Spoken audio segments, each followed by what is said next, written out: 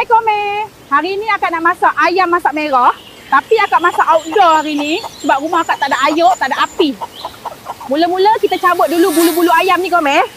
Part akak sembelih ayam tadi akak tak rakam lah Komeh sebab aksi tu agak buas, berunsur keganasan. Ya Allah, seksa sungguh nak hidup api pun tak pasal-pasal terbakar juga rambut akak ni Kang. Kita kena goreng dulu ayam ni Komeh. Bubuh kunyit dan garam, gaul-gaul rata. Bila minyak dah panas, masukkan ayam tadi, kita goreng. Jangan garing sangat Komeh.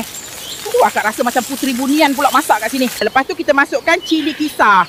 Yang ni akak dah kisar siap-siap kat rumah. Kisar cili kering, bawang besar dengan bawang putih je Komeh. Oi, merecek. Kita tumis dulu sambal ni sampai pecah minyak. Syuh. Syuh. Islah, habis ayam akak. Mujur dia tak tarik rambut akak. Okey, kita masukkan gula. Ni syarat wajib buat sambal. Jangan skip. Nanti adalah tu yang komen kata banyaknya gula. Bila sambal dah garing, masukkan ayam tadi Komeh. Sepatutnya kena masukkan irisan bawang besar part ni. Tapi akak lupa bawa bawang tadi. Siap juga Komeh ayam masak merah kita. Akak sebenarnya dari tadi geram nak mandi je Komeh. Kebetulan kat rumah tak ada ayuh. Boleh ke akak nak berendam kejap? Ya Allah, takut pula akak nak terjun. Kalau akak lemas, tolong hubungi Abang Bomba Sado.